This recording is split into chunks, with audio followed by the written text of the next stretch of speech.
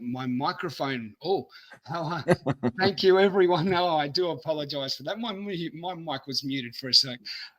Thank you, everyone, for joining us today for this beautiful special guest. I'd love to introduce you to a very, very special friend of mine. I get an honor to be with him. He has been a mentor and a guide of mine, and a very, very special friend and brother along my way for my journey and my experiences, and very much been a validation and uplifting to know as a person and as a friend. Please welcome everyone, Dan Willis. Thank you, sir, for being here. And how are you? Hey, Chris, Starseeds down under. It's good to be with you. Oh, I didn't realize my cameras were actually off, so I had to readjust that. It's just really, it's weird how they did that. I've been really well, sir. How have you been? Been good, good. Just Uh, I live off the grid on top of a mountain with my wife, and yes. it's fun being independent and living out in nature. I'm sure it is. I'm sure it is must be very refreshing up there in the mountains like that, and being able to be off grid and not have to be, dependent on the so-called system as such, and be self-sustainable. I couldn't imagine. I mean, I'm hoping that we will get to kind of experience something like that in the near future. I'm sure. Um, we've got so many beautiful things to look forward to in our future. I mean, look at where we are. We've made it to this golden age finally. That was prophesied. And told. Oh wow, I can't believe it. I'm really happy to be able to be here and have made it. Like I was talking to Karina about this just briefly the other day, and yeah, it was just the exchange.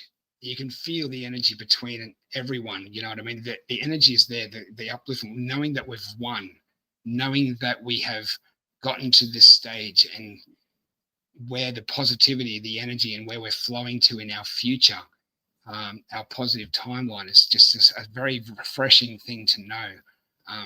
Which brings us to this beautiful presentation that you've obviously got prepared for us today, and I would love to be able to share that with the audience. So, without further ado, would you love to be able to bring to the stage this beautiful presentation that we have prepared for everyone?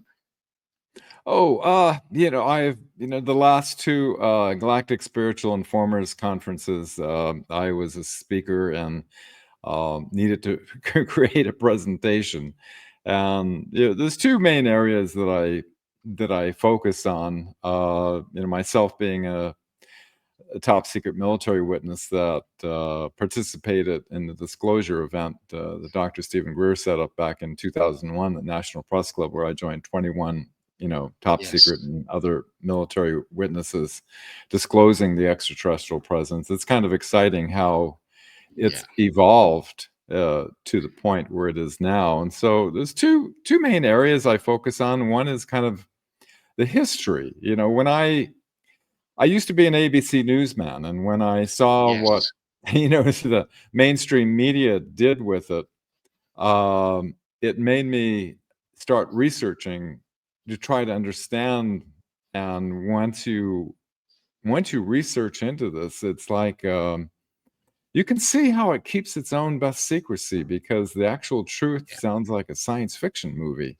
It does. Um, you know, and so I feel it's important that people understand the history that has brought us to today, Indeed. and so I kind of do after decades of research, I noticed there's certain events that have happened through history that, when you lay it out chronologically, you can see how the story unfolded to bring us to Yes. today's reality. And Yes. so that's a presentation I do on kind of like the history of how things I was involved in, and the world at large. Yes. And then the other aspect is in the year 2022, I connected with Elena Danan, and it appears that in 1977 I had a contact experience with an emether who Yes. gave me a science understanding that prepared me. It was part of a science transfer program to our planet, Yes. In the future I'd be able to share some of this technology. And so with Elena, who, as you know, has a quantum communication implant, from the abduction experience when she was 9 years old.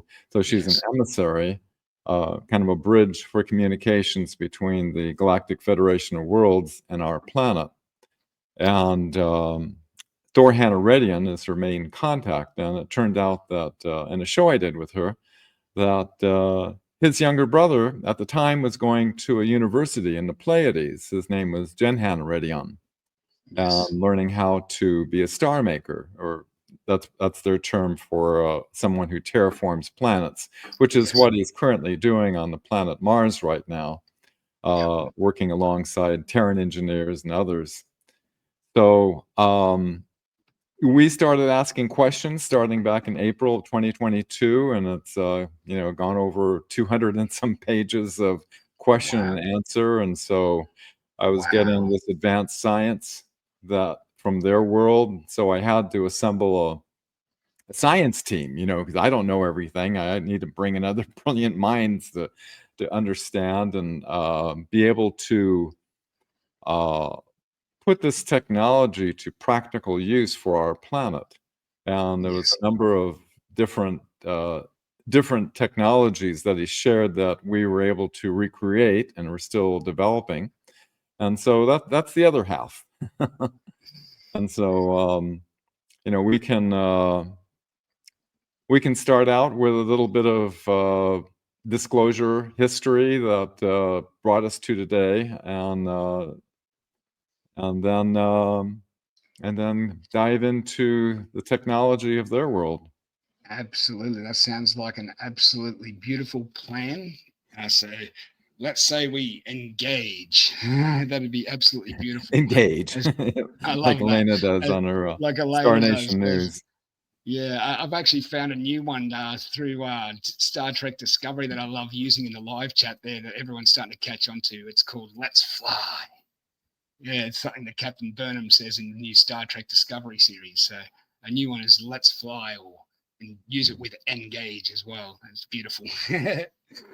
Hope it Chris, catches on. feel free. As I do this presentation, I don't want to, just kind of Yeah, I will definitely. dominate the. No, So if I you have will any definitely. questions, and please feel free to inject your Yep, questions, and we can branch off absolutely. to unexplored areas. Absolutely. No, I will do that for sure. I look so forward to this, and I'm sure the audience are going to be looking forward to this too, for sure. Okay, I am going to share a screen.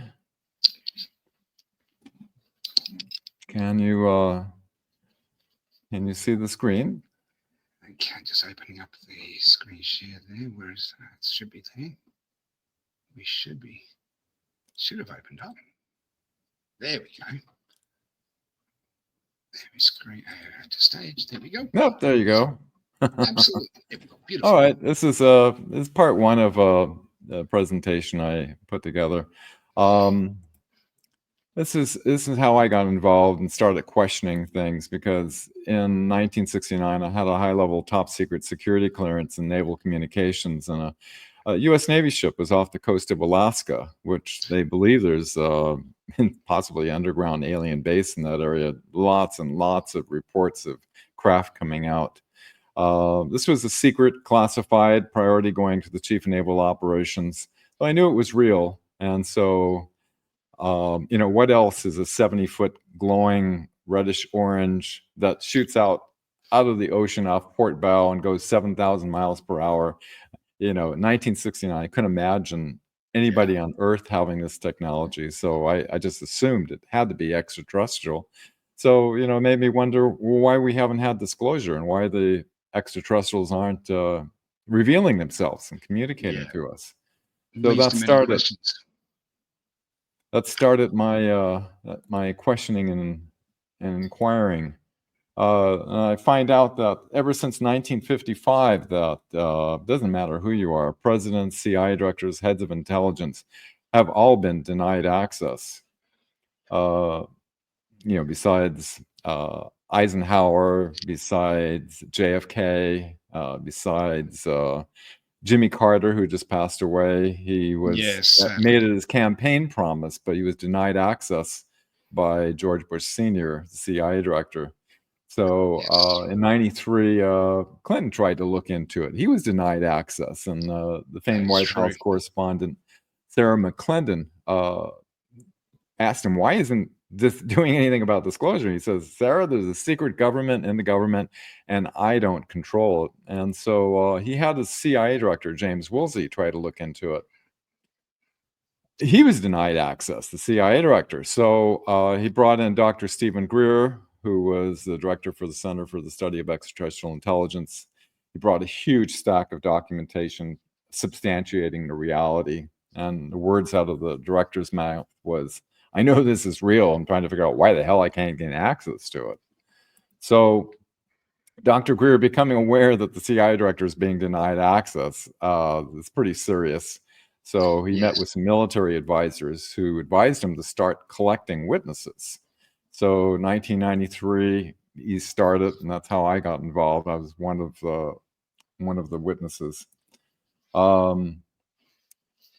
Myself looking for answers, I traveled to outside of Area 51, and this is the first time ever publicly meeting with a small group of researcher.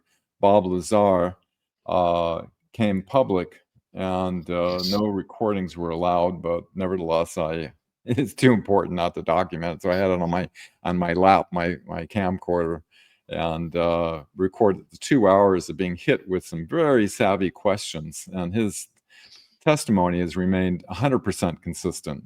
Yes. Bob All Lazar the way. is the legit. Now, what's significant is that Area 51 freaked out about all this meeting outside, and they issued.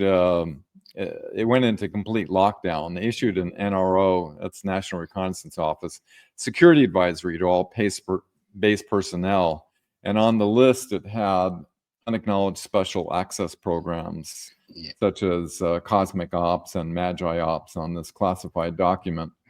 These are operations that were reverse engineering the extraterrestrial craft. Somehow Dr. Greer acquired this classified document and took it to the Pentagon with a meeting along with astronaut Edgar Mitchell and Commander Will Miller with the head of intelligence for the Joint Chiefs of Staff, Vice Admiral Thomas Wilson, to try Yes. to look into it. Now, he was not only denied access, but he was threatened to drop the matter immediately or face an early retirement and lose rank. Yeah. He was mad as hell. You can imagine his high level of Absolutely. constitutional authority.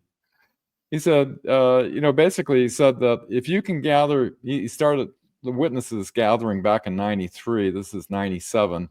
And so he said, if you can bring your witnesses that are willing to testify under oath, you have my permission to go to the mainstream media and expose these illegal operations to the public. These operations are illegal. And Absolutely. so They were. by the year 2001, he had collected over 500 military intelligence witnesses. 21 were willing to go before the mainstream media of the world at the National Press Club in Washington, D.C. I was one of those witnesses. Incredible testimonies. Interesting that you're familiar with David Adair.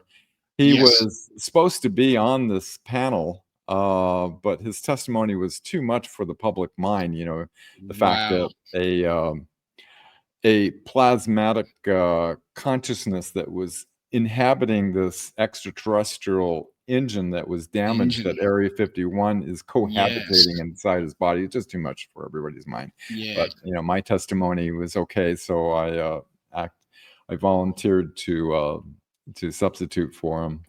Well, it's something I actually didn't know in relation to David Adair with his testimony. I didn't know that about him being supposed to being there that day. And yeah, wow, that's something new that I've just learned just now. Wow, thank you for that. Yeah, David Adair, he's amazing. Oh, isn't he just? What just an incredible mind. Beautiful soul as well. Beautiful soul as well. Doing such beautiful work on this planet. Indeed. Just highlighting a couple of things that were disclosed back in 2001 that, our government's being denied access, including presidents, CIA directors, that, taking in billions, actually trillions of dollars of these unacknowledged special Trillions. access programs. We have 0-point energy. We don't need nuclear, oil, and coal. That a lunar base is on the far side of the moon. Yep. And that astronauts are sworn to secrecy. What happened when they went to the moon, the craft that they saw, and how basically NASA airbrushes out the UFO photos before releasing to the public. That 57 different ET species have been basically cataloged. This is a Clifford Stone retrieval team member. Red glowing UFOs over nuclear launch facilities, shut them down, in rapid succession, like that. They could have destroyed them, but all they just shut them down. Navy ships, secret reports coming out of the ocean, like mine.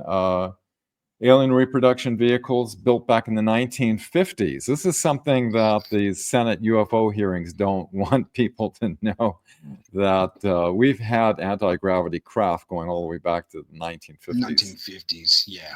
And Werner von Braun, his deathbed testimony, he said they had a bunch of planned false flag events to happen. The next in line happened to be terrorists, which happened actually 4 months later on 9/11, as planned, with the final one to be a false flag alien event. Which, it seems like with all the stuff happening in the news, that would be the time frame we're in now. I do believe exactly that's where we are at right now, yes. The place was packed, all the different news agencies were there, 22 cameras in the back row. I couldn't imagine, how is what we're disclosing, and that going to change everything, people watching the evening news on television.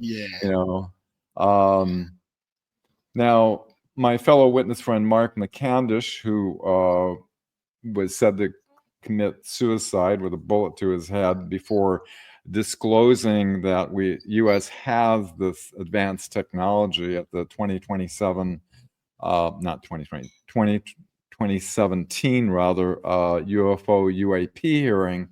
So he wasn't able to testify, but these were made back in the 1950s. They're called alien reproduction vehicles. They use a mercury vapor with the Tesla configuration with the capacitors that change the charge for the direction of the ship. And this is actual military photo of one. So,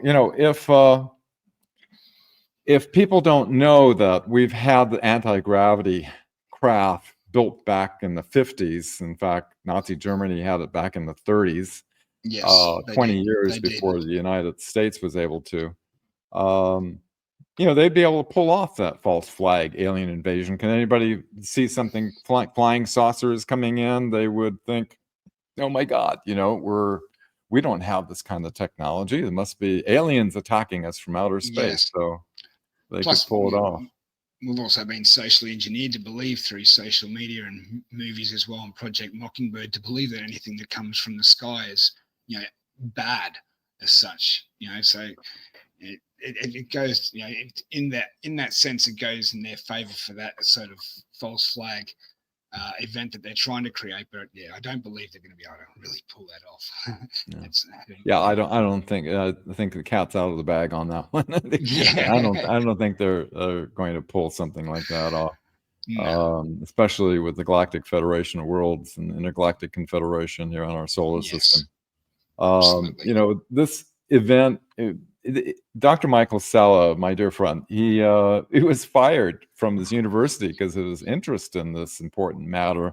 And I just thought it was interesting that he had all his students look at the full 2 hours of witness testimonies, and they didn't believe it. They thought people were making up. So you can see that the public mind wasn't really ready for this information back in 2001. But thank God they fired him, because he's a major education voice on our planet that I don't know what we do without that great mind of his revealing all this information. Absolutely. And we have a UK hacker, that wanted to find out the truth. He was inspired by the Disclosure Project conference. They wanted to put him away for 70 years in prison for revealing the U.S. Navy Solar War and secret space program, which isn't that secret anymore, is it? No. USSS Hillenkotter and the Limay and non-terrestrial officers list and Yes. these big cigar-shaped craft, which, according to JP, we're going to start seeing in our skies here. Yes, I do Coming up believe so. next. The mainstream media, as I said, I was an ABC newsman back in the 70s, reading the reports off the United Press International, Associated Press. I didn't know who was forming these, the text to create the perception for the public. But the mainstream media did what's called a limited hangout. In other words, all this explosive testimonies, and what they did was we are not alone. They have hundreds of witnesses that want to have a congressional hearing on the reality of UFOs, but no congressional hearings are planned right now. They kind of worked it that way so that not to reveal, this is what's called a, quote, limited hangout. Yes, we wanted the congressional hearing, but they didn't disclose all the explosive testimonies that were being given. They made it sound as though the whole purpose was just to have a congressional hearing on the reality of UFOs, which yes. And then CBS came and interviewed me, and I said, "Look, I'm not doing an interview with you unless I can promise to say we have scientists that can prove we have zero-point energy to solve the energy solution on our planet." They promised, interviewed me for 40 minutes, and then the executive producers said, "I'm sorry, I never had this happen before, but the higher executives made me cut that little 10-second part out, having to do with revealing that we have these technologies, we have the scientists that can go before a congressional hearing and prove it, but no, they're not going to allow that." The higher executives, as you know, the intelligence community. And so this started me on my quest after 2001. I've been researching since 1969 on and off all these different cases and so forth, and learning as much as I could from what information sources were available. In 2001, with all these witness testimonies, I became aware of all these different testimonies for these different witnesses, so it expanded my understanding considerably. So I was wondering, who's behind this? I didn't even know what Operation Mockingbird was in 2001. And so this is part 2. It's called the Matrix of Perception, which is so important because in the military, if you want to take over another country, you take out their communications. You blow up the communications tower. You use psyops. And that's kind of the condition our country is in because of the division created artificially by the psychological operations that are centrally controlled by people think, oh, there's all independent media, but it's not that way. The Matrix of Perception.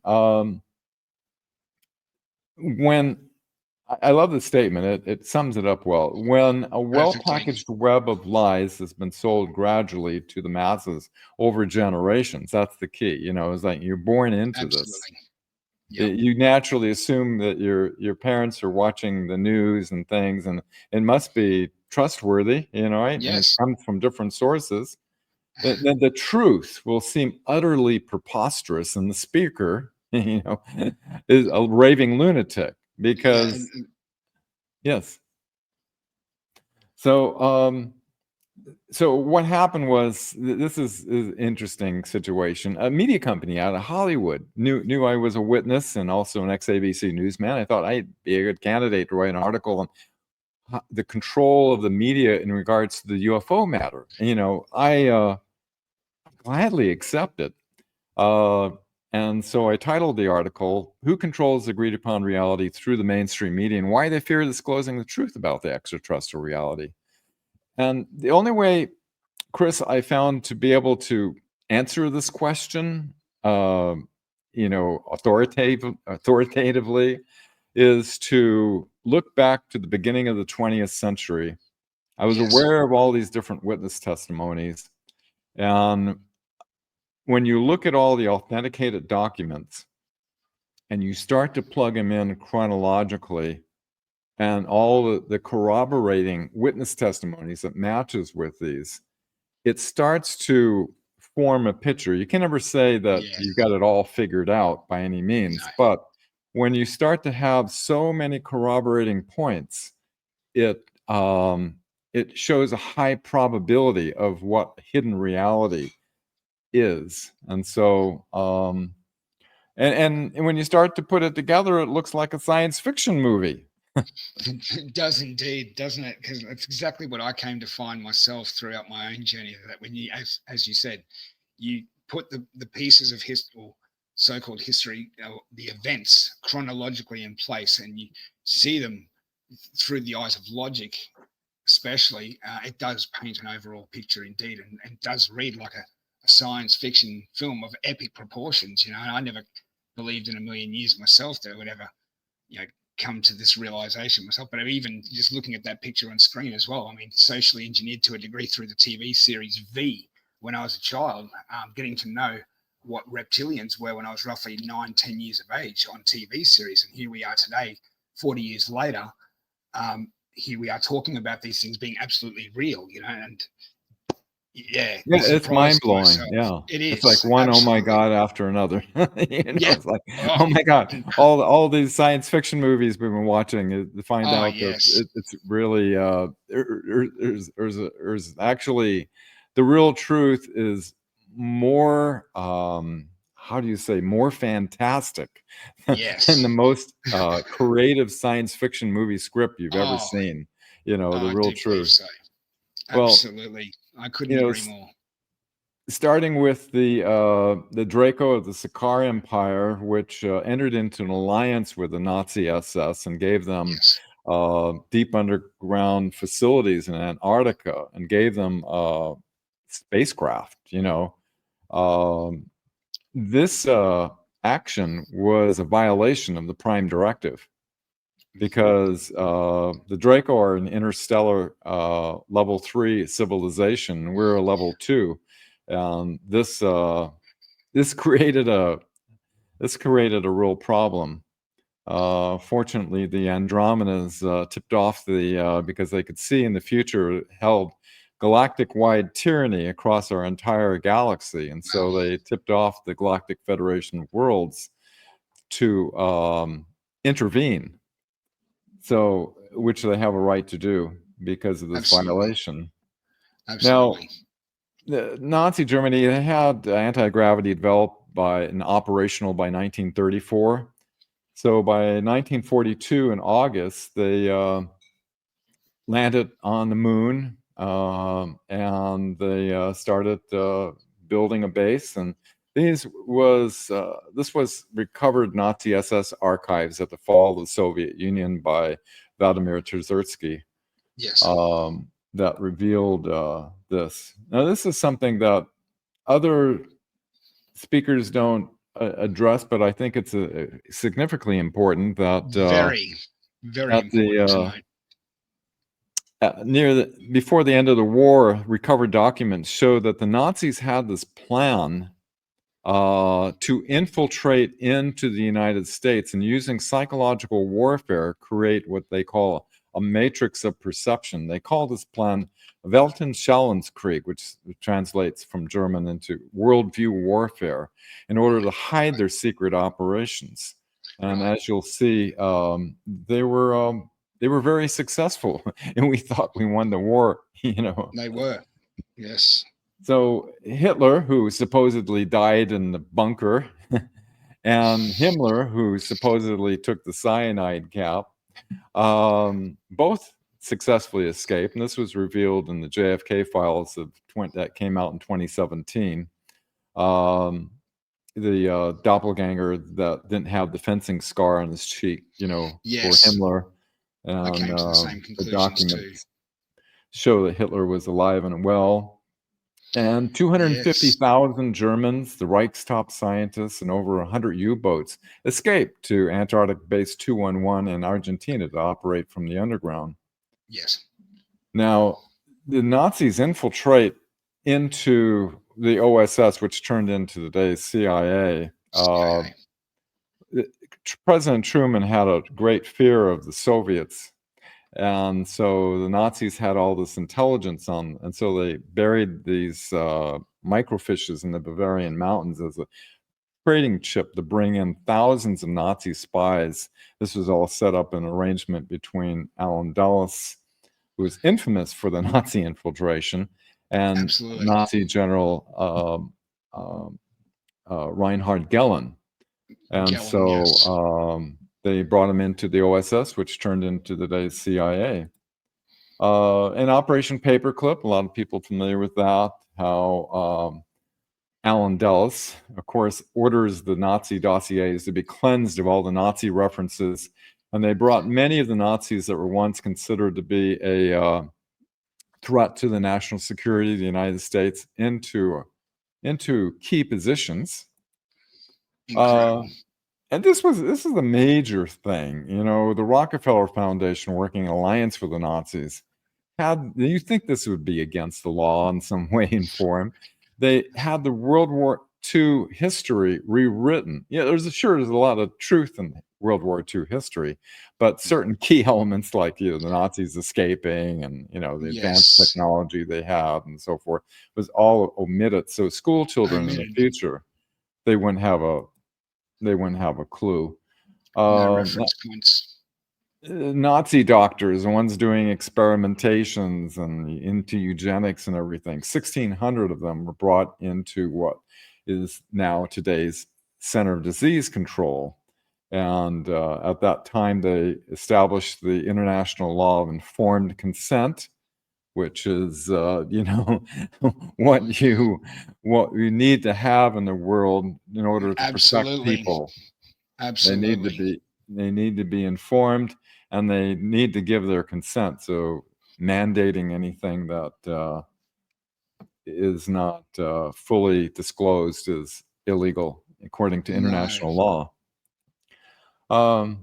Big Pharma, basically, from the Nuremberg trials, was split into all the drug companies that you see on your television commercials. Yes. Haven't they pushed it very hard in the last 60 years, 70 years especially? William Tompkins, he's a highly credible Navy witness that has much documentation to substantiate his involvement. He said that the Nazi paperclip scientists, they came over and took over the highest positions in the U.S. pharmaceutical position, and it's in their control today. Now, in my DNA, my great-grandfather was the president of the Homeopathic Medical Society, going up against this guy, which they were trying to shut down. They took over control of the education system. This is back in the early 1900s when they were kind of demonizing homeopathic and natural for pharmaceutical. Now, the crash happened in Roswell, New Mexico. It was actually a Trojan horse to entice for a future technology exchange. Yes. Of course, they covered it up with a weather balloon. Now, immediately after this, in September, President Truman, as Secretary Forrestal, set up the first MJ-12 group. Also, the U.S. Air Force, also the CIA, which was pushed by Allen Dulles, and the National Security Act. All of this happened on the same month. Incredible how quickly now, moved. in Paperclip, they brought over Xavier Adore. She was Nazi Germany's top underground base expert. And in the Manzano Mountains in New Mexico is where they started tunneling and creating a network of deep underground military bases that link together. Now, James Forrestal, aware of the Nazi base in Antarctica, sends down Admiral Byrd in Operation High Jump. All of the aircraft are defeated by the directed energy weapons of the anti-gravity craft that the Draco helped Nazi Germany acquire. And so they had to go limp back, and everybody was sworn to secrecy. Forrestal wanting to alert the public of this Nazi threat from Antarctica. They throw him out the window of the hospital. Suicide whitewashed, yes. And the annual report, MJ12, revealed that the untimely death of Secretary Forrestal was deemed necessary and regrettable. So MJ12 murdered him because they didn't want the public to know about the Nazi threat. Wow. And now, 1949, the 1949 CIA Act that gives the approval to a black budget has complete no oversight of. They basically, as President Truman said, says, for some time I've been disturbed by the way the CIA has diverted from its original assignment. It has become an operational and at times a policy-making arm of the government. And it has become a government all its own and all secret. They don't have to account to anybody. So this is what happened in 1949, where they basically have a black budget and nobody has to account for anything. See where all the trillions go now. 1950, Alan Dulles, again, he starts Operation Mockingbird, where the CIA, they have 400 media journalists at the time, to create and form the public's perception with their controlled media assets, which at that time included Washington Post, ABC, NBC, CBS, Time, Newsweek, Associated Press, United Press International, Reuters, Hearst, so forth and so on. So they had, they would provide the script for these reporters. Some reporters have disclosed that they were, quote, a non-official asset, that they were trained to lie and deceive, but they were paid by the CIA. 1952, now this is how they kept our civilization technologically retarded, I guess you could say. Yes. Anything, Dr. Salin pointed out some new elements that I wasn't aware of, that anything that involves life extension or, longevity is also on this list as well. I need to dig that up. But some of the main items were from the Invention Secrecy Act. Anti-gravity, free energy, anybody that's got one of those. And I spent 10 years, Chris, meeting with scientists and inventors after Dr. Greer set up a corporation where we were vetting these technologies. Wow. They will receive a national security order, which basically says that your invention has been deemed to be a detriment to the national security of the United States. Therefore, you cannot share it with anybody. Anybody you shared it with, you have to know who they are.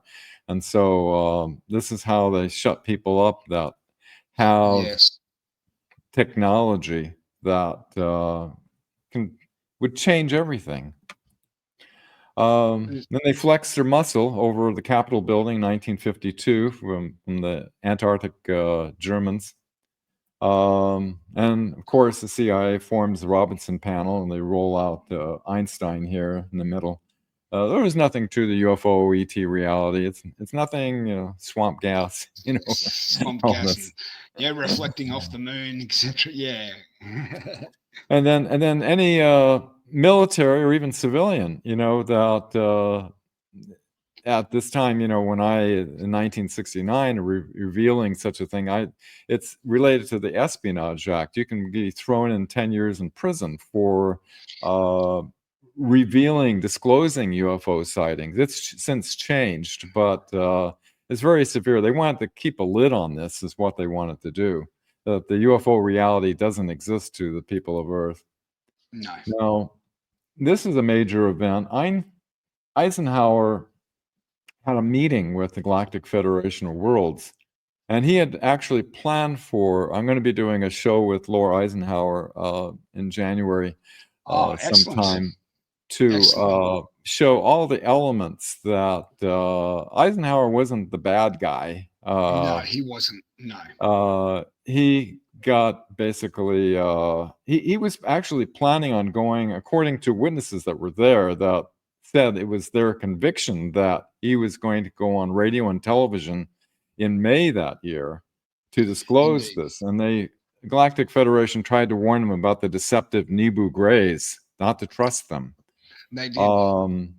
But what happens was Alan Dulles, head of the new MJ12 group, of course. Always at the center of things, Mr. Dulles, always there at the center. He signs a treaty with the Nebu Greys that the Galactic Federation tried to warn about, that you can't trust them. And this was because they wanted some technology, where the Galactic Federation wasn't going to give them stuff that they could weaponize. In fact, they wanted them to relinquish their nuclear weapons, which would be a good thing. Absolutely. Some interesting characters in all this. Dr. Edward Tiller, the father of the hydrogen bomb. You got Bombs Away Lene. Yes, Bombs Away Lene. That's what all the different people. So instead of, in May, instead of disclosure like Eisenhower had planned, former Nazi SS officer Prince Bernhard sets up the yearly secret Bilderberg meetings where they all gather together and they control the perceptions of the world through their networks. You can see the Bilderberg meetings, the Council of Foreign Relations, Trilateral Commission. They all work together and collaborate on forming the public's perceptions. All the Washington Post, New York Times, CNN, MSNBC. All the usuals. So by 1955, as we started this little journey, President Eisenhower lost control to this Nazi-Sakar-Nebu alliance.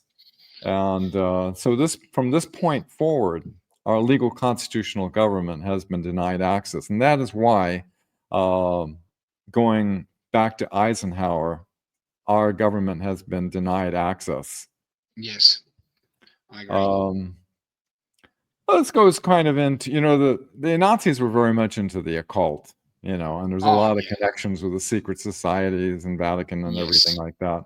Absolutely. And I found it interesting in 1957 that Professor Heinz Eisnick said there was this gigantic conspiracy that over 30 major universities and hundreds of highly respected scientists around the world were silencing the truth about what they knew about the powers of human consciousness. Now, who would be interested in doing such a gigantic operation to cleanse the books? Now, if part of the Weltanschauungskrieg, worldview warfare, if people understood the power of our consciousness to affect reality, that would change a lot of perception of the public, that we're not powerless and cannot be controlled by fear, and to know that each one of us collectively are connected, that can change reality, as the secret societies know. That human consciousness co-creates reality based on what the mind believes to be true and real. What you see on television, you see all this violence and disturbing things, this process, when they put it into the mainstream media, millions of people are viewing this and they see this reality being created. They're like the Hollywood. They create these false reality in order to have their minds collectively co-create this reality that matches their agenda that they want. They're molding it essentially through psychological warfare. Indeed, on a deep level. Very deep level. And when I started researching back, I have an interest in the secret societies and who's involved in it. And you start finding out all the presidents, and as Dr. Lee Merritt at the last conference, pointed out, all the bloodlines of, are Yes, connected, interestingly. But, very important all to note. these people who are like 33rd degree Freemasons, Knights of Malta, Skull and Bones, you have all these presidents, you have world leaders, you have intelligence, military, like Alan Dulles, Heinrich Himmler, you All of have them. media and entertainment, you have Walt Disney, Gene Roddenberry, you have all Wow. these people that are in key influential positions Yeah. that affect the world, that are in these positions. And 33rd degree Freemasons, by the way, if you're a Freemason, you can only go up to, on your own, the 32nd degree. The 33rd 32nd. is an honorary degree. You have to be chosen Yes, to be chosen for that a position. 33rd degree. Yes. So, and the way it works is like a military chain of command. The higher levels give orders to the lower levels, and a lot of times the lower levels don't know what the higher inner circle is giving orders for or to accomplish. They have to follow a master mason. Is the one who gives to a lower masons the orders to carry out. And as William Casey once said, we'll know our disinformation program is complete when everything the American public believes is false. And so, they in your face, So in your face Um, right there, eh? and going along chronologically, that was 1957, 1958. You have former Nazi SS actually running NASA, Running having NASA. us Wonderful believe that role. we need rockets to overcome gravity, where the Nazis knew full well that back in 1934 they had developed a number of different spacecraft. Already, yes. This is the Hanabuchu and so forth. Yes. So they wanted to keep us in a thinking we need rockets to go into space, which I'm sure will change at some point here in the near future. Hopefully so, yes. And 1961, President Eisenhower, obviously, if he was on the deep state side, he wouldn't be trying to warn us. No, that's right. Tempted to say, take nothing for granted, only an alert and knowledgeable citizenry, like all your viewers out there watching the show, to Absolutely. protect, from these unwarranted influences that infiltrated into the military industrial complex. Now, Kennedy, when he sent a top secret memo to the CIA director to release the UFO files, this triggered an MJ-12 assassination directive that was written by none other than Allen Dulles, MJ-1.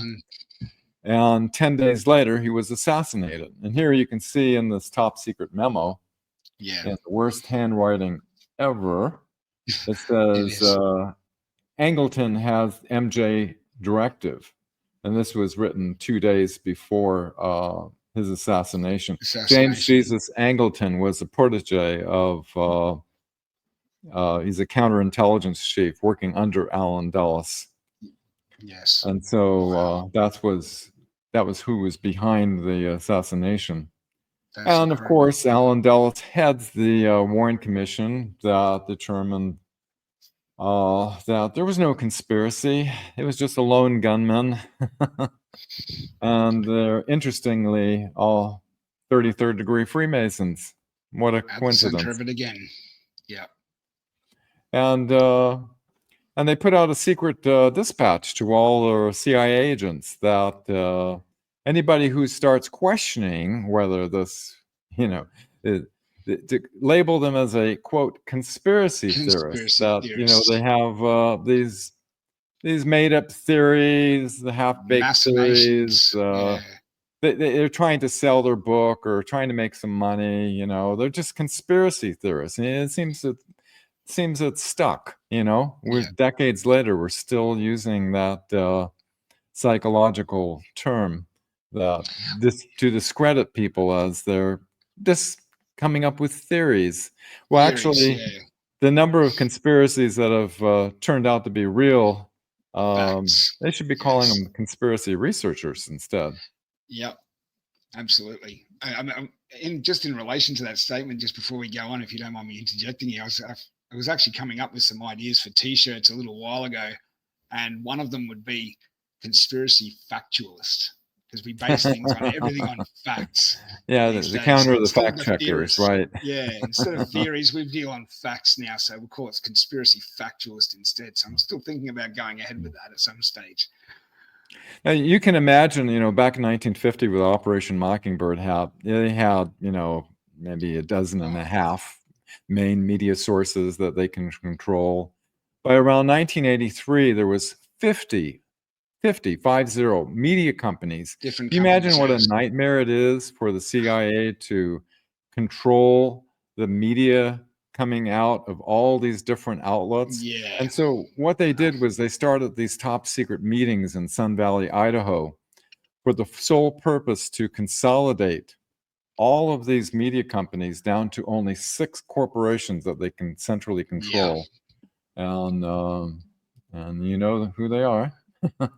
It's funny that, because even here in Australia, sometimes, like, not that I play the news very often, but when it is playing, if you just to go flick from one news channel to the other, you can hear that the script is consistent from one channel to the other. They all are saying the same thing.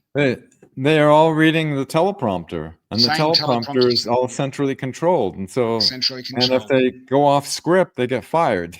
So, And that would be ASIO in Australia, correct? That would be controlling a bit of that information, or would that be coming straight through from Central Intelligence Agency America?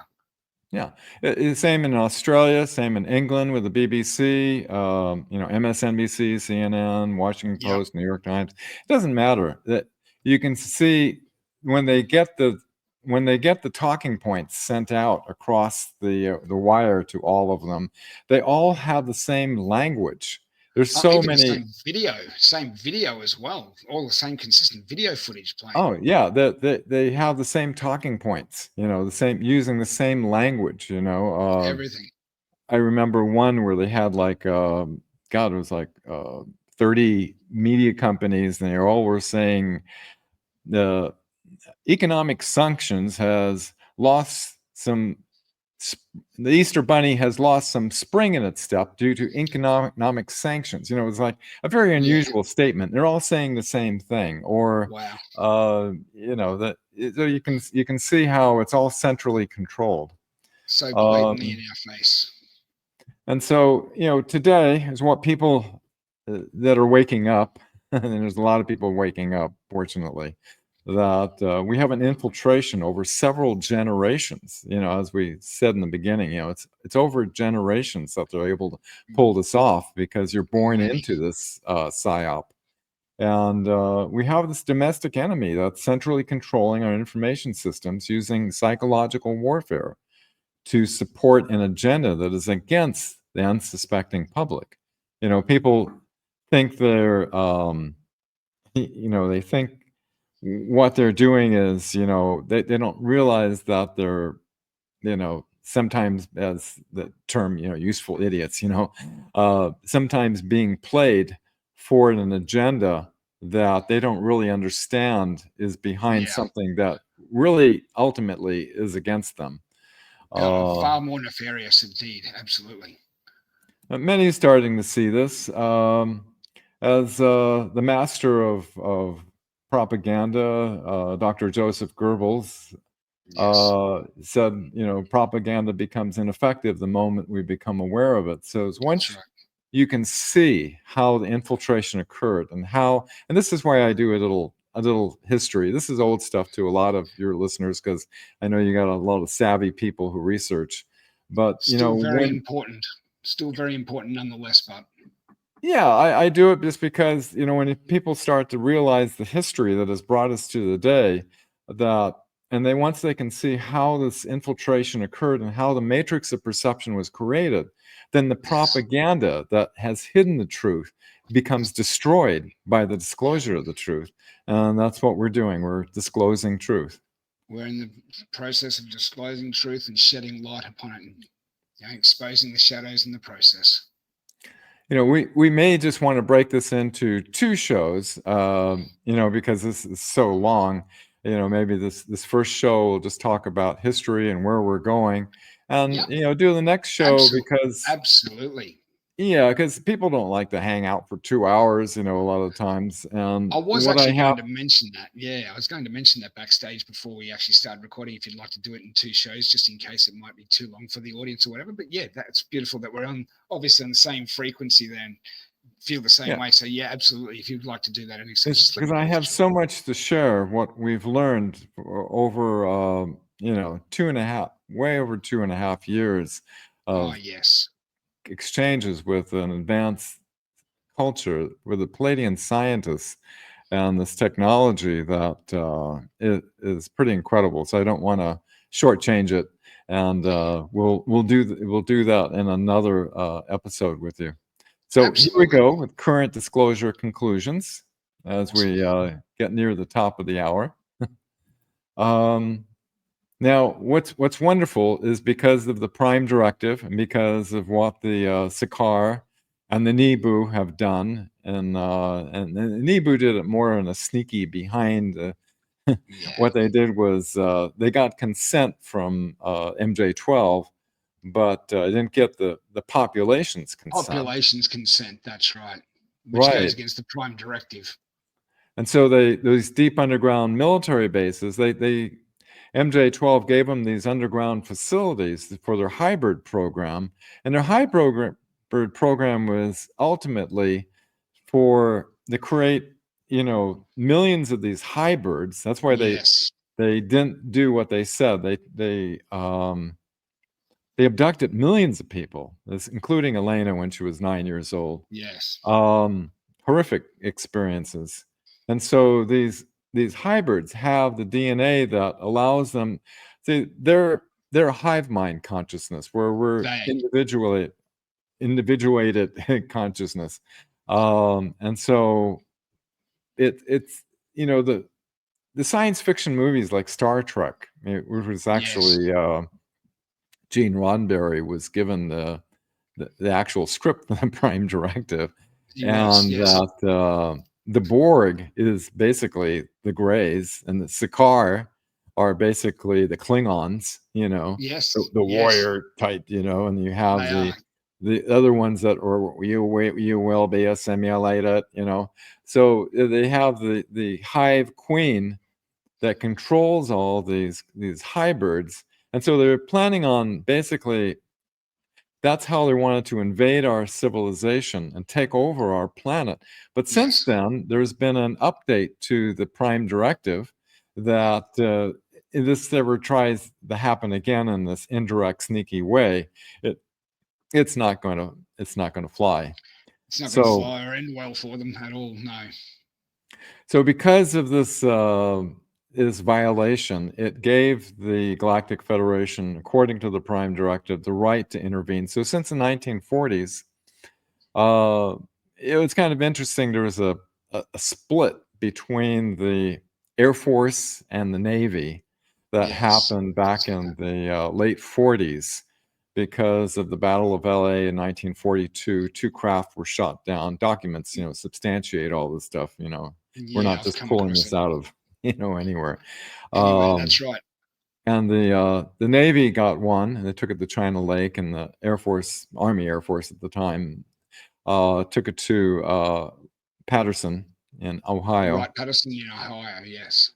and so Operation Ran was in control of all of this, and Air Force General Henry Arnold decided that the Air Force should dominate this, not the Navy, because the Navy is just floating out there. This is things out in the sky, so the Air Force should dominate. And Yes. so basically, it forced the Navy to do its own program in secrecy, while the Air Force and the CIA and everything was working with these military factions that were connected with the Connected with them. Draco and so forth. Yes.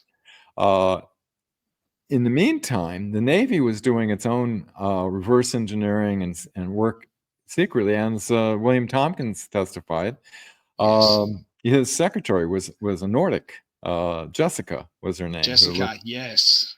identical to Maria Orsic. Maria That Orsic, both yes. Billy Myers and William Tompkins, when they showed a picture of Maria Orsic, it, Billy Myers says, "Yeah, that's Sim Jazzy. That's her." When he showed it Yeah. to William Tompkins, he said, "That's Jessica. That's her." They live a lot longer than we do, Oh, and yes, they do, so yeah. they were feeding Tompkins all this stuff. So the Galactic Federation was working with the Navy behind the scenes all this time, Yes, they and have been. helped them to develop the Solar Warden space program. Space program, that's right. As in 2001, I traveled across the United States and all the major cities with Dr. Greer, and we had thousands of people. The media would come in, dancing alien dolls in San Diego with smoke. In San Francisco, they were told to make fun of it, we found out. And he says, "Oh, the Disclosure Project's looking to aliens to solve the world's energy problems." Is that they use what's called the giggle factor. So the giggle even factor, though yeah. we traveled through major cities, the media and their affiliates are ordered by their corporate head, how to handle and how it gets edited and everything. So I traveled, San Diego, Los Angeles, San Francisco, Seattle, Portland, Boulder, Colorado. I traveled all these major cities and trying to get people to write letters to their congressmen. So I worked with a programmer. I set up an online fax, and we had 30,000 faxes go to the president and all the representatives and even embassies around the world, Wow. to get this out. But they're all out of the loop. You can tell by all the responses that they were given official letters of denial from NASA and so forth. So anyway, Admiral Wilson never got what he wanted disclosed. The media was completely denied. Now, in 2017, when 4 years ago, when President Donald J. Trump was inaugurated, he made this very important statement. He said, "We stand at the birth of a new millennium, ready to unlock the mysteries of space, to free the Earth from the miseries of disease," read medbeds, "and to harness energies and industries and technologies of tomorrow," and read zero point energy and so forth. It's all there. And then, a year later, he established the U.S. Space Force, which I believe is the vehicle that, to act. We can't just all of a sudden, boom, it's like, can't just throw it on them. No. Decades have been lying to you. What they have to do is incrementally, psychologically, since we've been under psychological warfare for so long, and say, "Oh, look, we just developed this new technology," and you can see it on YouTube. You can see different military things saying, "Oh, we've developed this and we developed that," and there's patents that are coming out. And so the Space Force is kind of like an avenue to bring us up to speed. Yes, to reveal to the world the secret space program and everything that's been in existence for 60, 70 years at least, or 50 to 60 years, And this is the most fantastic, wonderful news, with such great gratitude to the Galactic Federation of Worlds and the Earth Alliance that has been working with them. They basically booted out thanks to Commander Demethor, who was able to send a virus, to the Queen, because they were able to decode the frequency keys and actually eliminated the threat of the Nibu. And Sakaar, they're kicked out of our solar system, along with their buddies, the Nakwafen, the Dark Fleet. Yes. And so our solar system since 2021, 2022, in that era, has been completely liberated. And there's a Washington think tank called the what is that called? The Arlington Institute, run by I forgot the name for a second until you mentioned it. By Peterson, who who they said, it's a U.S. Navy think tank. They said that 3 independent sources confirmed exactly this. Basically, the deep state pyramid of control, you know how it works, you know, from the Yes. top down, From the top down. it was Yes. decapitated. So Wow. these, the extraterrestrial faction of the deep state control was removed by this action. Capstone of their pyramid with the all-seeing eye that they use had been completely decapitated. That's beautiful. No longer leaving a threat. Our dear friend Thorhan Eredyon, Elena's contact, actually took her through the implant, actually saw in the Raven Rock Mountain complex him handing a storage device that had the disclosure plan that was given to General Van Herk, General Glenn who Van Herk. Elena was shown, like, Dr. Sala shown her, because she could see who he was. He gave her, Dr. Sala gave her 40 command generals, and for her to pick which one, and she happened to pick General The Van right Herk, one. who was head of Yeah. NORAD. That's no mistake there, hey, you know. Yeah, she definitely knew. And so since January of 2023, this disclosure plan has been rolling out. And, you know, I find it interesting, these 2 statements. When President Trump was elected, you know, last year, in 2016, former Speaker of the House Newt Gingrich told Fox News that the establishment is scared of Trump because, quote, he's an outsider. He's not one of them. He's not part of the club. He's uncontrollable. He hasn't been through the initiation rites. He didn't belong to the secret society, unquote. And he said this on Fox News. And then you have, in 2020, you have Professor Chaim Eshed, former head of Israeli Space Security Program, publicly disclosing that President Trump is working with the Galactic Federation of Worlds, who told him to hold back disclosure until the people of Earth are ready. So these are 2 very important individuals speaking on President Trump.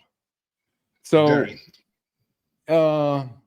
last year, 2024, it is all these 2024. All these drones in the sky. Thorhan Eredyon revealed to Elena that the plasma orbs, ones that look like they're actually from the Intergalactic Confederation, who was 20,000 years more advanced than the Palladians. They're very highly advanced, called the Cedars.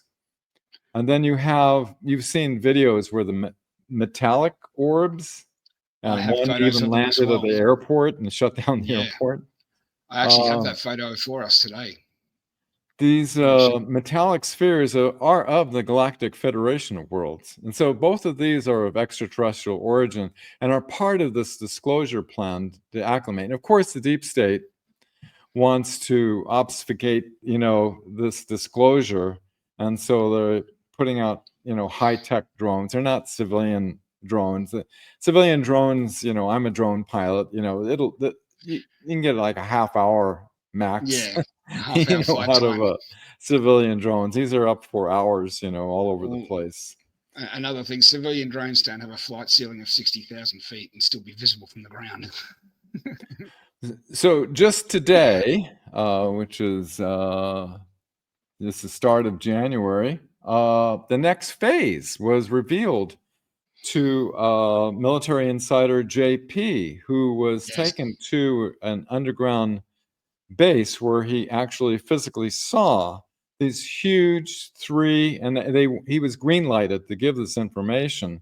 He saw these 3 huge, about 50 meters long, 150 feet or so. Incredible report. Spacecraft.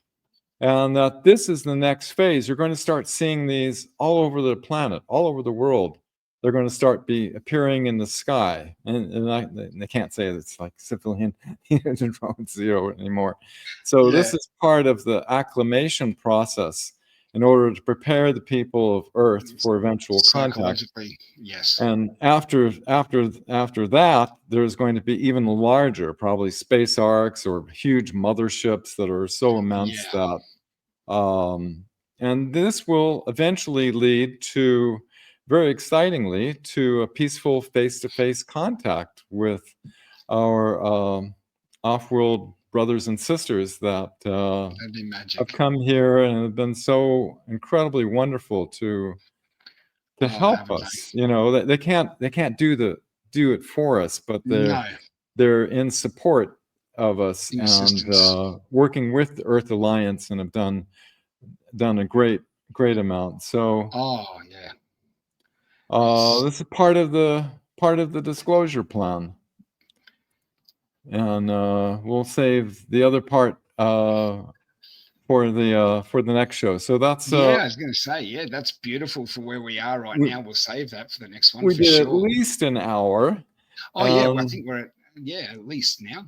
But it's absolutely beautiful to know that, like, this is reality. This is happening right now. Essentially, you know, like, there's no need to be living in that sense of stigmatized fear, as such, that these, you know, the bad guys, deep state, etc., have any real legs left to stand on. No doubt they still are like a cornered dog, you know, at the end of the day, on their way out, you know, and that's a very unpredictable state.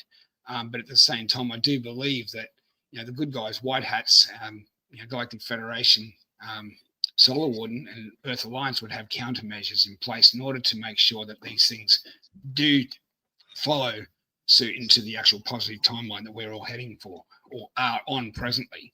You know, I don't think, you know, there's anything really for us to really to be much in fear of from here on in. Would you agree with that, Dan? Totally. Yeah. There's it's an incredible, wonderful future we're going in once the last elements of the deep state, and the deep state are attempting to obfuscate, you know, the unfolding of the disclosure. It's the last thing they want. You know, you can look through history of all the efforts they've done, you know, to keep the public from becoming aware of the extraterrestrial reality. And, you know, of course, the you know, the history of Nazi Germany, how they broke away, created their own space program. They colonized the moon, then they went to Mars and Ceres and elsewhere, a long time ago, while we've been having to use gasoline, fossil fuels, you know, nuclear, oil, coal, all these dangerous, obsolete technologies,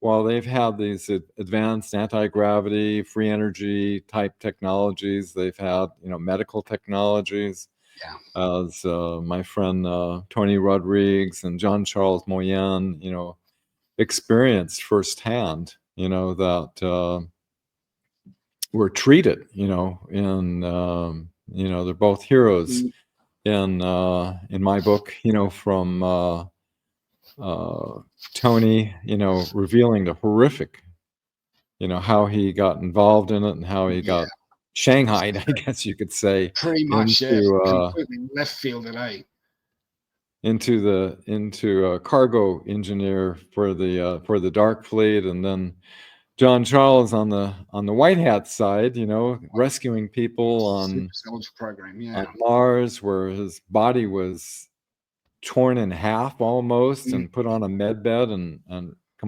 remade whole again.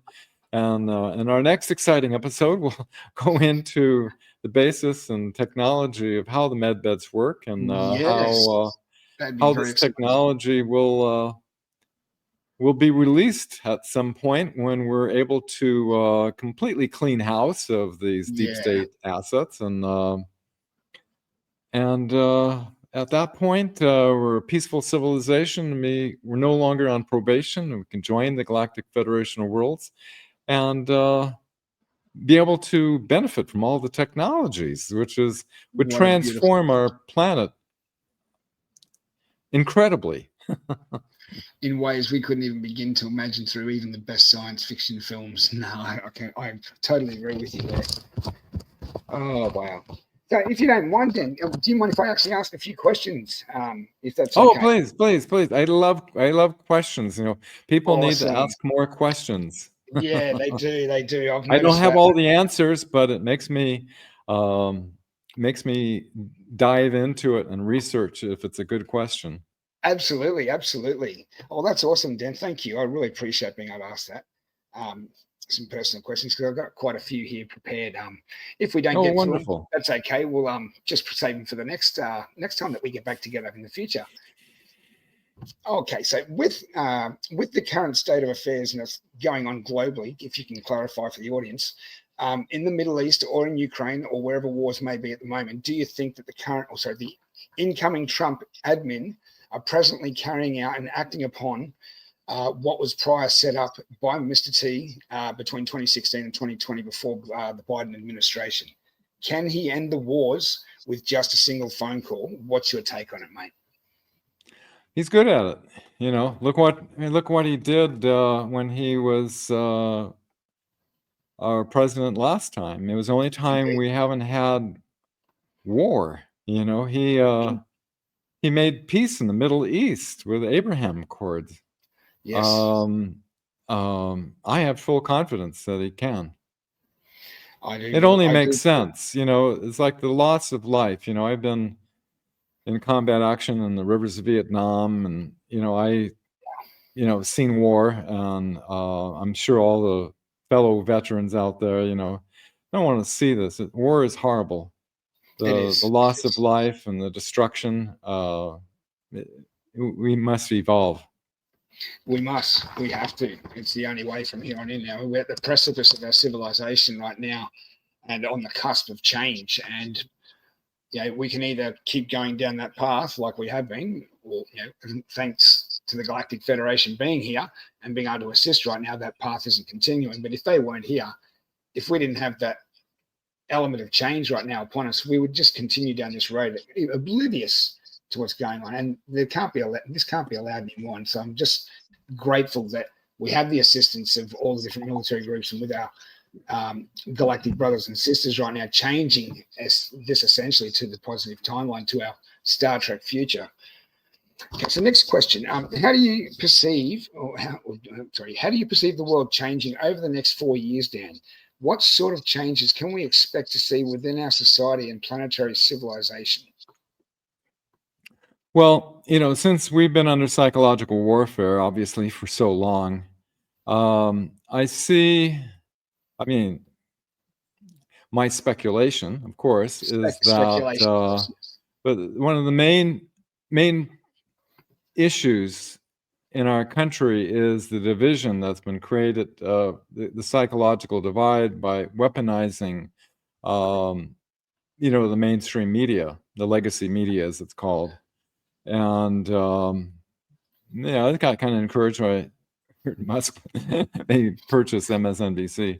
Yes, I see that we must unite. That's paramount. We must unite. We can't be divided. And as Dr. Joseph Goebbels said, propaganda becomes ineffective once we become aware of it.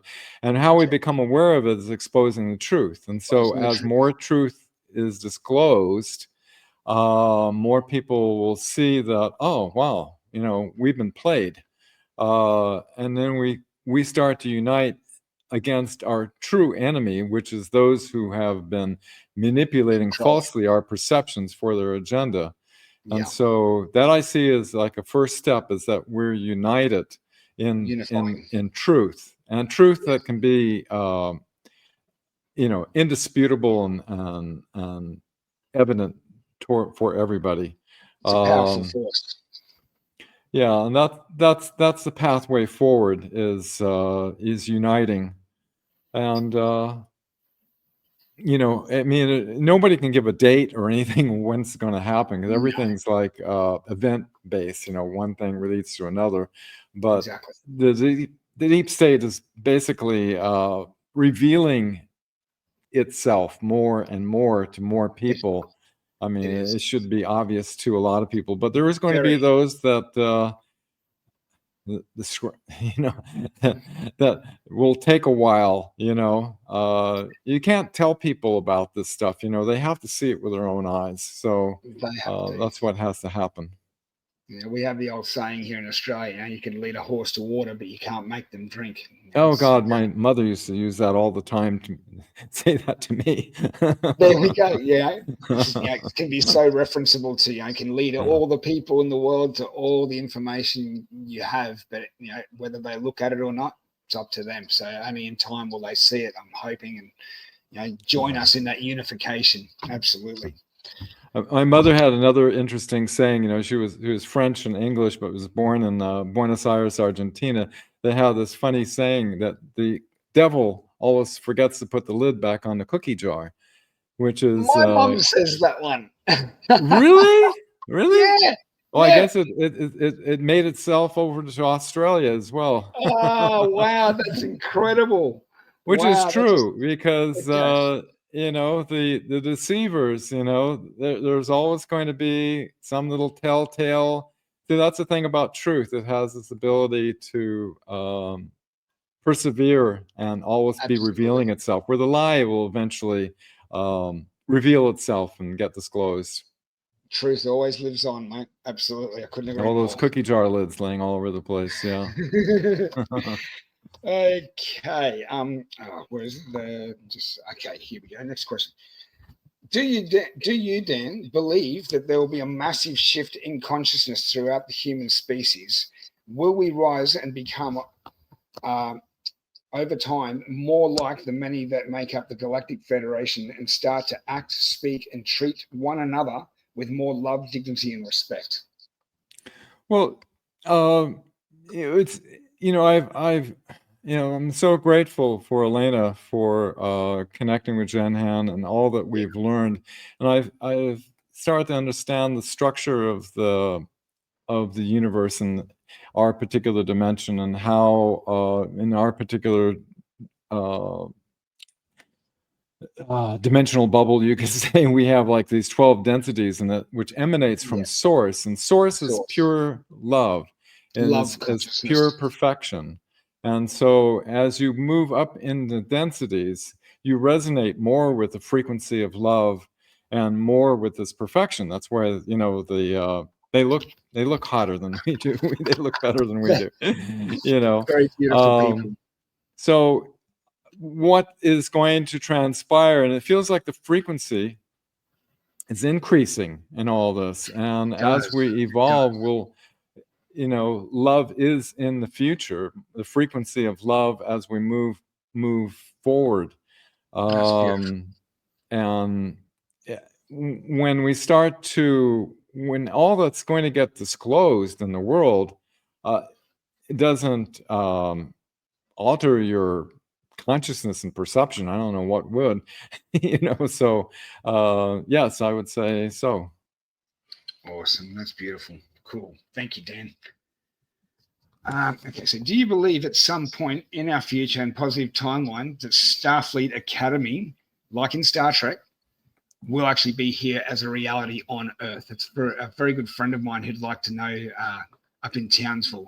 He didn't want to be named because of his partner would absolutely give him a slap upside the head for it. So I told him that I'd keep it private, that I wouldn't mention his name in the video, but I told him to ask the question. Well, let him know that it's already happening. There's militaries from all over the world. The Artemis Accords, the Jupiter agreements that happened back in July 2021, I believe. Working together, but it's been hidden behind the scenes.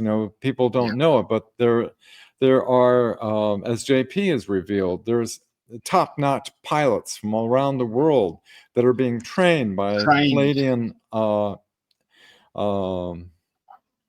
astronauts, I guess you call them, to pilot starships, and they use consciousness interface. It's going to be a lot of consciousness interfacing technology and developing of our consciousness that interfaces with these technologies. As Elena, she was given control of the Thorhan starship for a little bit, Yeah. with her DNA, being able to direct the ship, and that's going to be the new norm. So eventually, it's going to come out from behind the curtain of being hidden, and it's going to be a Starfleet Academy. That absolutely. How could it go any other way? I'm definitely joining. That's for sure. I'm definitely joining to boldly go where no one's gone before, to be an explorer and to discover, and to be assistance and serve, and to be of service. Oh, like as Christopher Pike just revealed in Star Trek: Strange New Worlds. He looks over at his number one and he goes, get to save a planet and a whole civilization all before lunchtime and get home. He goes, I love this job. Yeah. And I was like, yeah, wow, that's just so cool. It's just so befitting because they really do appreciate love, life, and really see everything as being, in a sense that no one should ever be left behind as such. No. Slap me in a med bed and sign me up. I'm Sign me good. up. Sign me up anytime. I'm there. Okay. Okay. Will the Galactic Federation and Solar, as I think you've already answered this, but yeah, the question is: will the Galactic Federation, Solar Warden, or SSP groups oversee the rollout of Starfleet if it was to become our new reality? But you've just mentioned that just previously before. Can you elaborate in any way, any info that you're able to share from the Galactic Fed on this particular topic? As you can see, I'm very well prepared. I've got a fair few questions, but you've just answered those in the last couple of statements that you just made just before. Okay, so I've just got to quickly peruse it. Okay. All right. Got to move over to the next page. As mentioned by our beautiful emissary, Elena, and Dr. Summer with our amazing mutual friend, Sister Danny Henderson, they talked about and presented info about the new free energy towers being rolled out and also described how they look for everyone to look at and what to look out for. Would you agree, Dan, that certain groups within the White Hats are prepping for the fall of the current electrical grid and to be replaced with the new wireless free energy towers?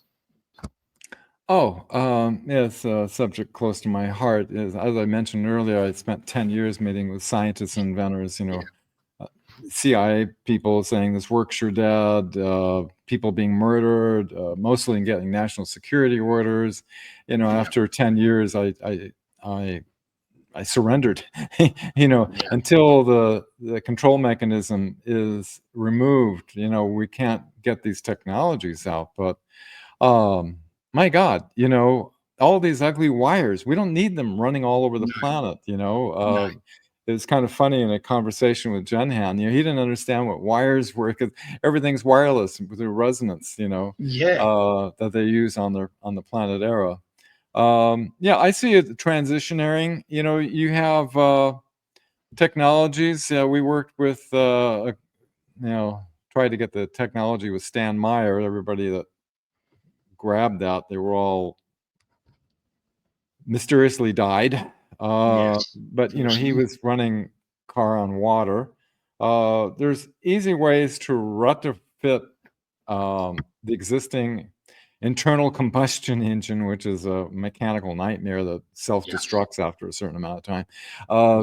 There's no future. To run on water. There's no pollution, so we can use these. And with 0-point energy, you can have. You don't need to go to find charging stations. You're charging as you go. As you go through perpetual, yes. The nuclear power plants can be decommissioned. The radiation's neutralized. In the transition, they can be set up with working with this one scientist that in Europe that has created a multi-megawatt unit using advanced technology. But you can have 0-point energy to feed the grid, and then eventually, with robots can make millions of these little units that you just disconnect the wires, from the power company and give multiple kilowatts to power everything in your house. Yeah. I've seen them. And I see that I'm very aware, I'm a broadcast engineer and I have extensive electronics background, and I've studied the effects of radiation and things like that. But, there's ways to mitigate the harmful effects of electromagnetic fields, especially, people with cell phones. The electromagnetic, it's not compatible with biological systems. No, And besides, not. it's inferior to quantum communication systems, such as that Elena is using, to communicate. He can be in another galaxy, and you don't have the square of the distance loss of. That's right. So communications. Yeah, take down all the cell towers. We don't need them. Don't need them. Vehicles. We don't need gasoline stations. We eventually won't need these nuclear power plants and coal plants that are polluting. We don't need that. We can clean up the oceans.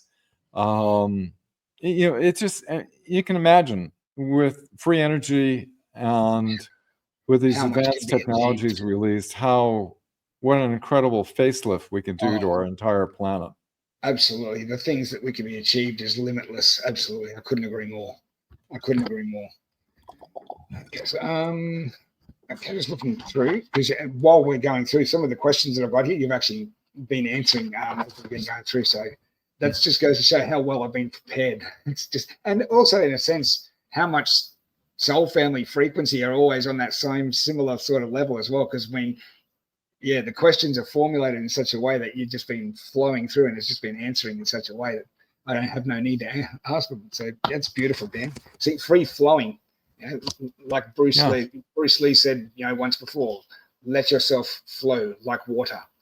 It's just beautiful. Yeah, I've been in communications all my life. When I was a teenager, I built my own ham radio, transmitters and things, and talk to people around the world. And then, when the Vietnam War and the draft started, I panicked and joined the Navy. Ended up in Vietnam anyway.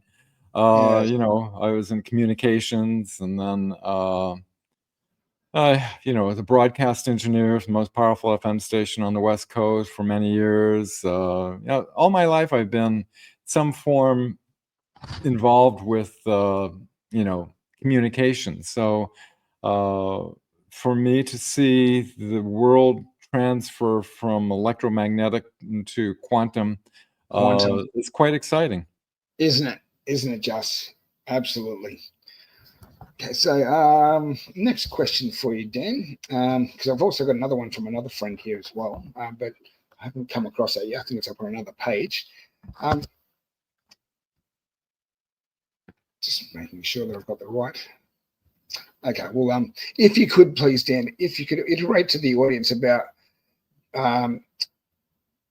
you and I both sitting in on Dr. Sala's and Elena's and JP's webinar the other week, because that was a beautiful webinar, I must say. The best 5 hours I've absolutely sat and listened to. Like, my gosh, if anyone's out there listening right now that's part of the audience, please invest in yourself and spend the money and go over to Dr. Sala and listen to these webinars. You'll be doing yourselves a favor and informing yourselves to the highest details and staying ahead of the game, so to speak, because I walked away with that from that day with such a fulfilled heart and an easy mind, knowing that where we're heading it was answered in every way.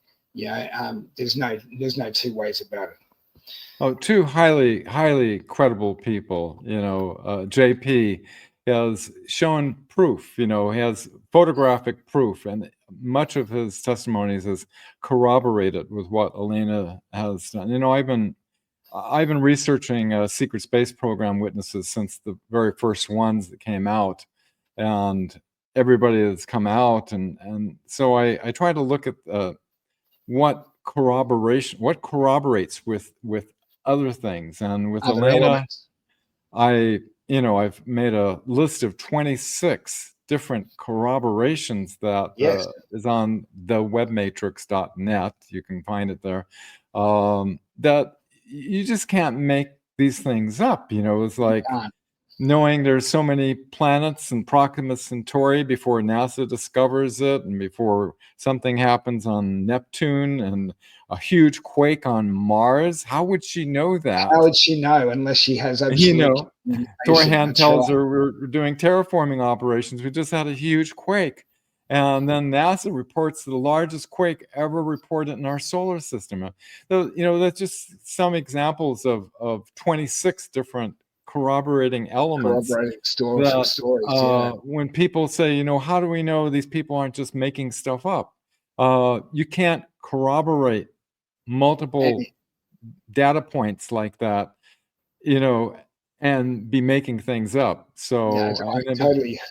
she's been attacked, because she's revealing a lot of truth. And I recommend everybody on Monday on Elena Danan's YouTube channel, she does the Star Nation News, which is Yes. highly informative of what direct information coming from the Galactic Federation is not like the Galactic Federation of Light, which is a psyop. No.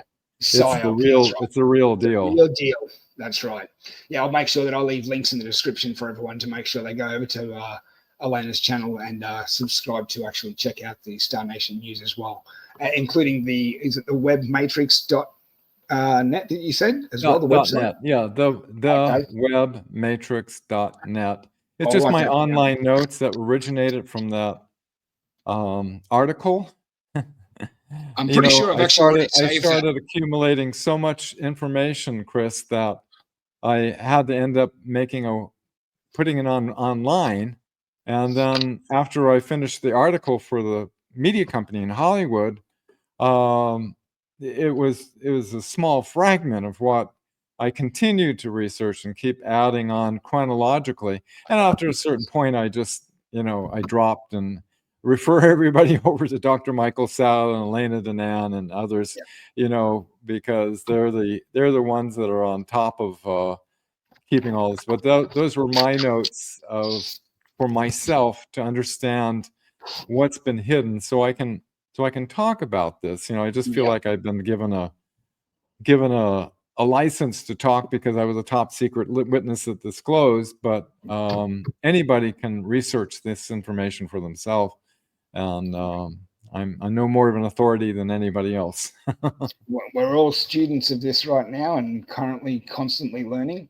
I think I've quoted this to you privately behind the scenes before, but a famous Confucius saying from ancient China that I've always loved to go by is that the more I learn, the less I have known. In other words, there's always an open mind and an open heart to learn more as we go through this. So it's something that I've always found that's been very beneficial to my growth and my journey, is to always have an open mind and an open heart to take on new information and assimilate that as we go. Right. Dr. Marcel Vogel, who I used to work with, that was one of his favorite quotes, is that, a true scientist, goes in open-minded like a child, that exactly. So many times, people just want to prove what they already know, rather than having the humility, to know that there's so much more to know. Yeah, absolutely. That's one thing I really go by as well, especially being clean for many years, because I've been very open and honest with my audience about my journey and the struggles that I've had with addictions when I was younger.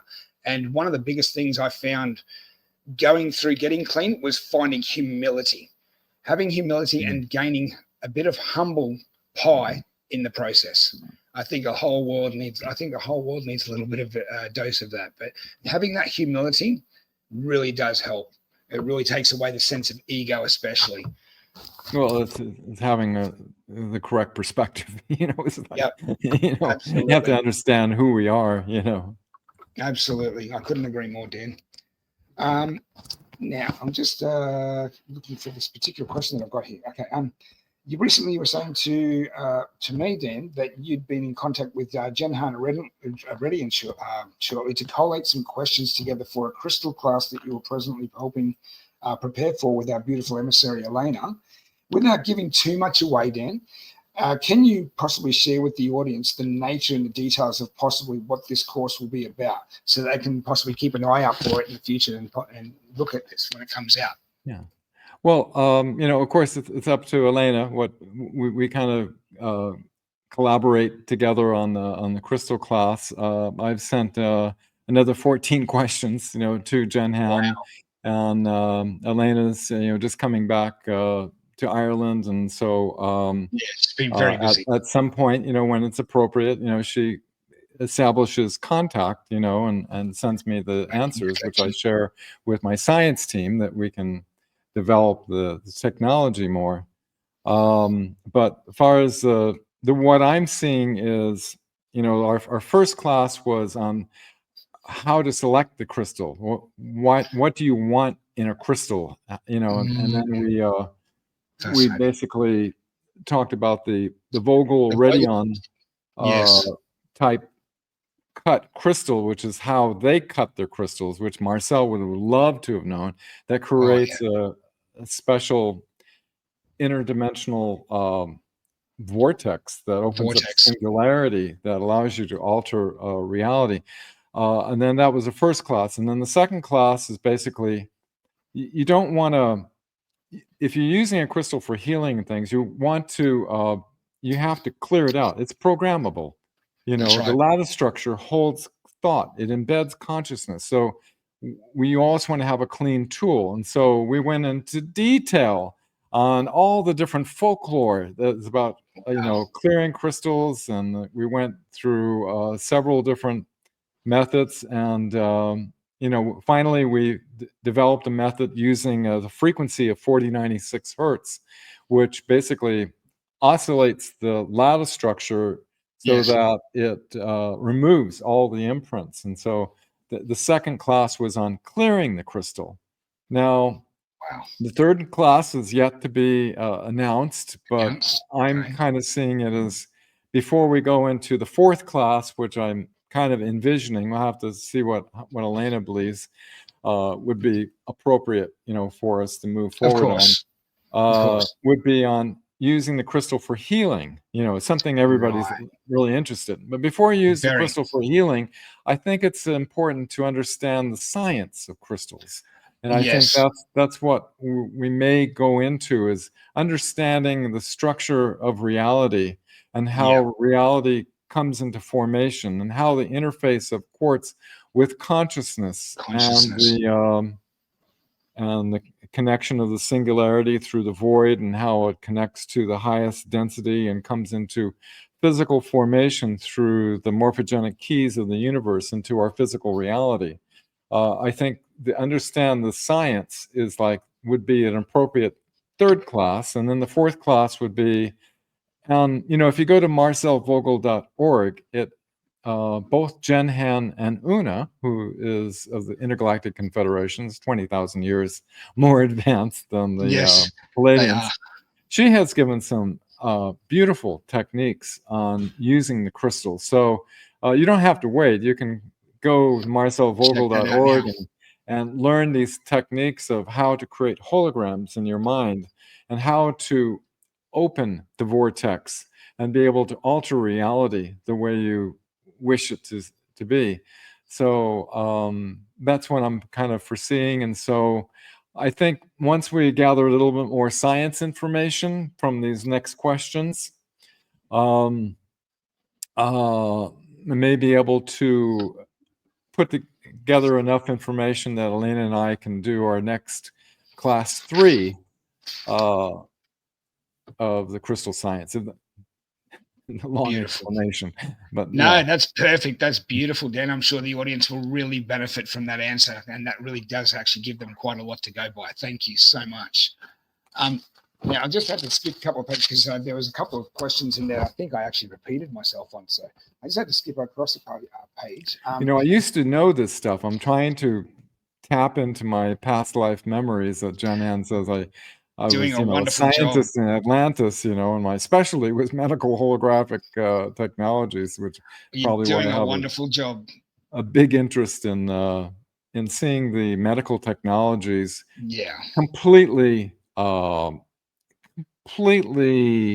replace our corrupted medical system. I would Yeah, love to see that in my I, I lifetime. I do believe we're going to be getting very close to that within the year, because I mean, like, just looking at what the Supreme Court of the US has just ruled, especially against the FDA, no longer being able to overrule what they deem as medical technologies that can be used in the public arena or not, essentially shafting them from any, oversight or corruption, or taking it away from the public.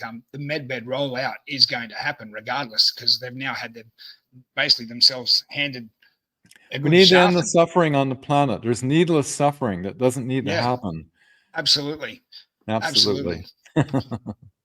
Can't agree more, mate. But yeah, I do believe that within the we see reports of places like what they call CAM centers possibly coming out, complementary alternative medicine therapy centers, where all the different modalities of healing will be available, as well as medical technologies, I believe.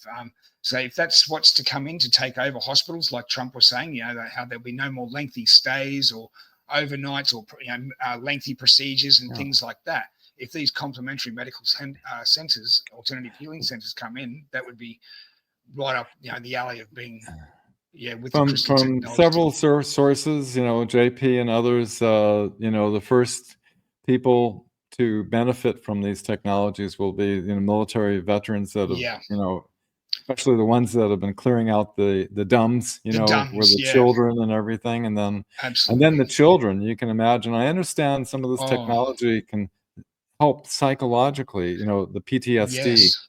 of Take what they away even the experience. memories. And Yeah, then the the actual. general public, not based on age, No. skin color, or religion, or anything, Yeah, uh, all based on the severity of the condition. that's what I've been So trying to relay to people. Yeah. the people in the most severe condition that need it most, they get front of the line, to get it. Yep. So, and I understand there's going to roll out other technologies in the meantime that everybody can, cures for Access. cancer, all Yeah. kinds of different things. Well, Absolutely.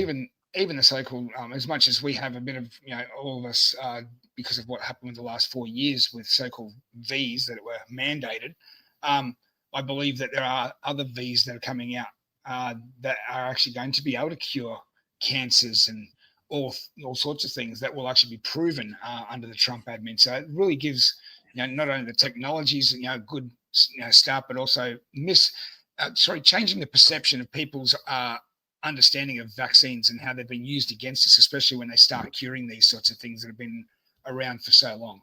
It'll What a take great it'll pick RFK Jr. is. I mean, oh, they've definitely got a dream team put together, haven't and they just? looking forward to positive transformation and the truth being revealed. They've been, attacked and demonized by the mainstream They, media, and when I people think they start deserve. seeing the benefits happening and the world improving, I mean, my Yeah. God, what we inherited in the Oh, last 4 years, we have to do a lot of fixing. you we know. do, and we're on the job. That's for sure.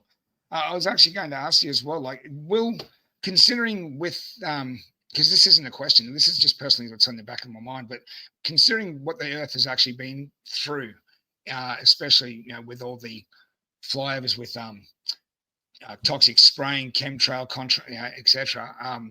All the different cancer-causing agents, the vaccines have been spraying. The negative effects that it's had on the planet itself. Will our planet have to go through a form of terraforming to correct what is imbalanced within the environment right now, or will, to a degree, the precession of cycles that's being, I think, will the precession of cycles to a degree balance that itself like it has done in the past? Will we be expecting sort of a precession of cycles sort of incident at all? Um, do we Well, need to be terraformed?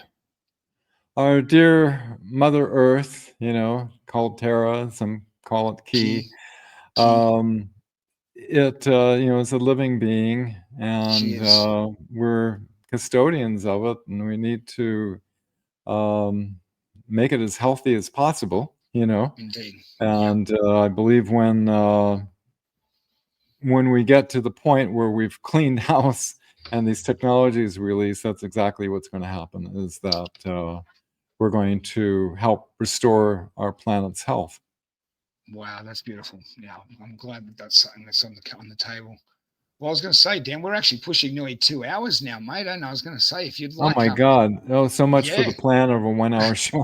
It ended up 2 hours I know it anyway. goes so quickly when you're having fun and you're just in the zone. So I Yeah. was going to say, if you would like to come back, sir, you're most welcome to join the Starseeds family again and do another presentation and talk with us again with some new beautiful information and updates in the future. Would you love to come back and do that again with us, sir?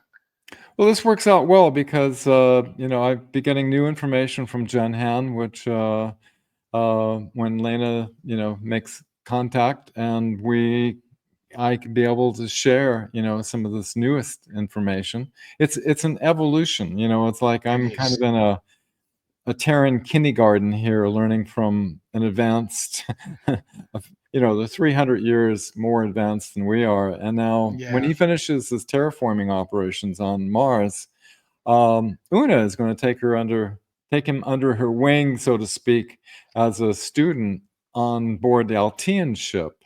Nice. You can Wow. imagine, 20,000 years more advanced than Yeah. their technologies. He's very excited about Oh, I'm sure. all that he's going to be learning. I'd be like a kid So, in a candy store just looking around going, wow, so, like so I'm a he's student of a student, you could say. we're all beautiful students of this beautiful life that we're on this journey with together, mate. I can't wait to see what the future has in store for us all. It's absolutely an inspirational time in history and an exciting time to be alive, isn't it? So It is yeah, an guys. exciting time to be alive. It's like I used to enjoy the science fiction movies back in the 1950s, Oh and I thought, oh, yeah.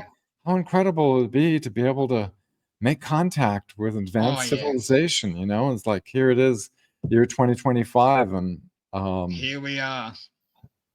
Oh I'm very honored to be able to have the exchanges and yes. share it, to bring out something beneficial. And whatever we bring out, it's open source and given freely to the entire planet. Yeah. Working with our science team, so people can benefit from.